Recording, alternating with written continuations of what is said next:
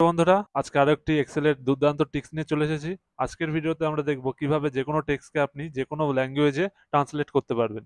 যেরকম আমি এখানে কিছু নাম লিখেছি, এই নাম দুটোকে আমি ট্রান্সলেট করে এখানে লিখতে চাই বাংলায়। তখন কি করতে হবে?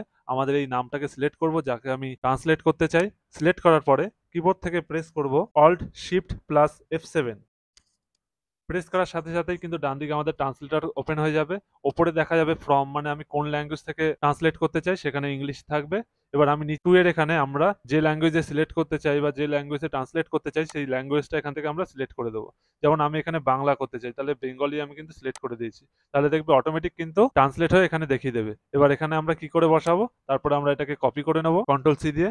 কপি করার পরে আমার যেখানে পেস্ট করতে হবে সেখানে আমি ক্লিক করার পরে কন্ট্রোল ভি দিয়ে পেস্ট করে দেবো। তাহলেই কিন্তু আমার ইংরেজি থেকে বাংলা ট্রান্সলেট করে আমি এখানে কপি পেস্ট করে দিতে পারবো। একইভাবে কিন্তু আমরা সেকেন্ড নামটাও করব। এখানে সিলেক্ট করব, আগে সিলেক্ট করার পরে ক্লিক করার সাথে সাথেই কিন্তু আমার ডান দিকে চলে আসবে ট্রান্সলেট হয়ে। সেখান থেকে কিন্তু আমি সেটাকে কপি করে নিয়ে আমি যেখানে বসাতে চাই সেখানে পেস্ট করলেই কিন্তু আমার চলে আসবে। তাহলে আজকের এই টিপসটি জেনে কেমন লাগলো? যদি ভালো লেগে থাকলে অবশ্যই লাইক, কমেন্ট, শেয়ার করতে ভুলবে না। এরকমই আরো টিপস পেতে অবশ্যই আমাদের চ্যানেলটির পাশে থাকুন।